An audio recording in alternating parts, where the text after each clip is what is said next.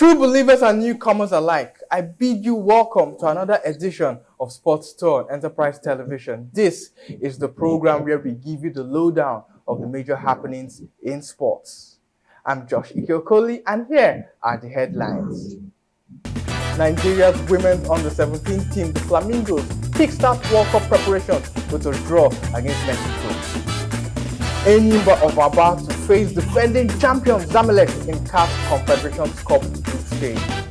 Let's take a short break on Sports Tour. When we return, we will delve deeper into our itinerary for the day.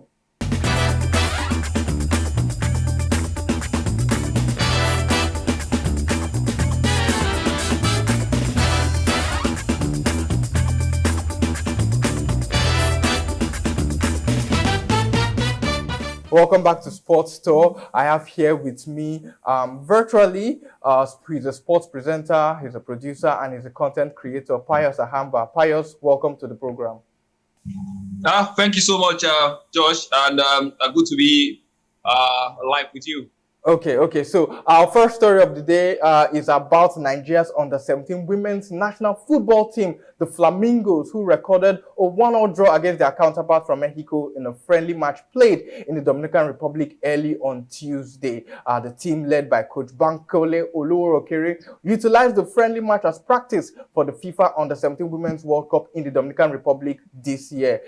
Flamingos took the lead in the 33rd minute, courtesy of a goal from Faridat Abdulkarim. The lead did not last long as Mexico were able to equalize just before the halftime break. There were no more goals scored in the encounter as both teams settled for a draw. Nigeria are in Group A with host Dominican Republic, Ecuador, and New Zealand, and will open their campaign against New Zealand on October 16th, 2024. And at the 2022 FIFA Under-17 Women's World Cup in India, the Flamingos finished third and will aim to do better in this edition.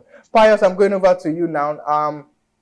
The Flamingos finished as third placed, got third position in 2022 in India, where we beat Germany in the third place playoffs. And coach Bankole Oluworokere wants to do one better this time around, moving over to Dominican Republic to train, prepare himself for the tournament. And then we started our tournament preparation with a game against Mexico. What do you think are the Flamingos' chances of winning the trophy in the Dominican Republic?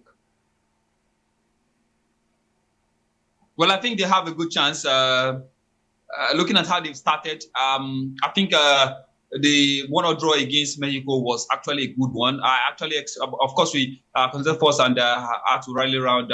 This is a team that can score a lot of goals. If you have seen Coach Bankole Oluworokere's team, you understand that he's one man who loves to play good football. You also understand that he's the coach of Nigeria Tels right here in Nigeria. And when you watch his team play, for a couple of persons, the first time they will see, especially Lagosians, the first time they will see Nigeria Tels play was when they took on Rivers Angels in the finals of the FA Cup, which they lost, unfortunately. But of course, the way and manner they played that particular game, you understand that this man knows his game. He understands his players. And of course, on display that day, he also had one of his girls, talking about Peace Effiong, who was unfortunately playing for Rivers Angels. So, he's one man who understands these girls, and of course, he also understands the terrain. I really hope and pray that everything works together for him. The preparation is actually very, very good. 2 weeks camping, and of course, playing top friendlies like Mexico, and of course, the other teams they're going to play. I really hope that he's able to, find through some of the the last touches, and of course, able to give us something better going forward. I'm rooting for them just because of the manager and because of the fact that he's a manager who I understand knows this game very, very well. Of course, he has been with these ladies for a very long period of time, so understanding is not going to be in question. And of course, what more can we give them than wish them all the very best right here from Nigeria. Okay, so quickly, Nigeria will be playing the first game of the tournament. As we normally see in FIFA international tournaments, the host team always starts the tournament. But this time around, Nigeria will be playing New Zealand in a group that we seem to be the favorites, both in pedigree and, of course, due to our past experiences in the tournament. So tell us, do you think that Nigeria should top the group this group of Dominican Republic, Ecuador, and New Zealand, and perhaps should Coach Bankole Oluworokere, if he continues improving, he finished as a bronze medalist in 2022. This time around, if he wins the gold medal, can it be said that maybe we should just elevate him to the senior national team, that's the Super Falcons, especially as we currently do not have a substantive coach? To be honest, I think upgrading him to the Super Falcons would be too much for the manager. Too much too soon, I recall maybe. talking to him a few weeks back. And he also understands the fact that he needs to do better than the last outing. I think that's one thing we are all clear on. The manager understands that. The fans do understand that. The FA, I'm talking about the FF, also understands that. So we are clear on that. I think he's a manager that has shown that he understands coaching.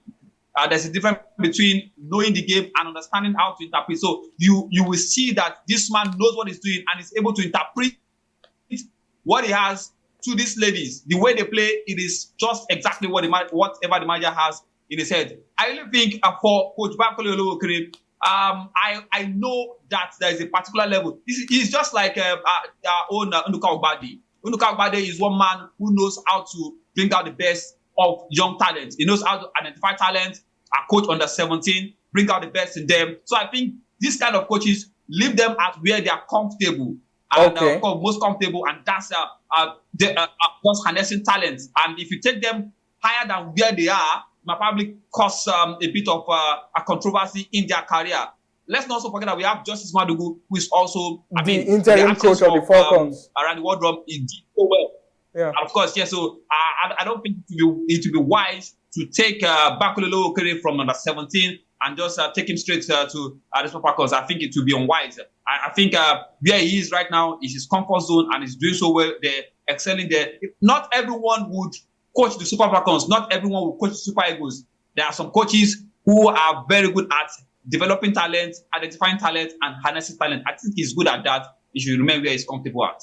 Okay, so let's go to another story, another local sports story, and tell you that Nigeria's sole survivors in continental football this season, Enyimba International of Aba, have been placed in a very difficult group with current winners of the CAF Confederations Cup and the CAF Super Cup champions, Egypt's Zamalek, who are known as the White Knights. Another Egyptian club, Masry, and Black Bulls of Mozambique are the two teams that Enyimba will be playing in Group D of the CAF Confederations Cup. The top two teams from each group will qualify for the quarterfinals of CAF second-tier club football competition, which no Nigerian club have yet to win since the competition started in 2004. Enyimba are also the only Nigerian team to win the CAF Champions League, which they did in 2003 and 2004. The CAF Champions League is the first tier club football on the continent, and the CAF Confederations Cup is the second tier club football competition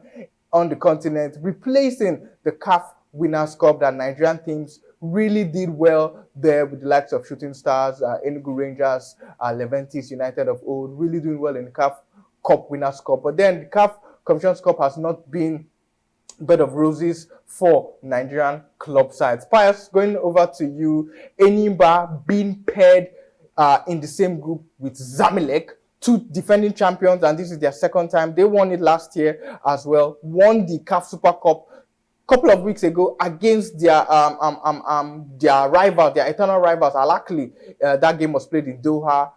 We are being paired with these teams, Zamalek and Al Masry of Egypt. I've also, encountered the hostility of Al Masry all those years ago at FC Fanyuba. So, we playing with these two big oppositions, and maybe Black Bulls of Mozambique, who seem like a smaller team for Enyimba. Do you think the People's Elephants and Coach Yema, who has been really impressive, especially as he took over from Finidi George at the tail end of last season, do you think that Enyimba have the chance to top this group and perhaps even go all the way and win Nigeria's first ever CAF Confederations Cup trophy?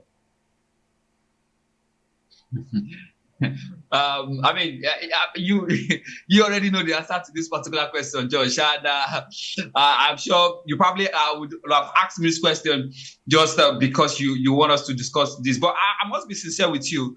Let's take away the fact that we are all Nigerians. We want our own Nigerian club to succeed. We want them to win. But I don't think they've done enough.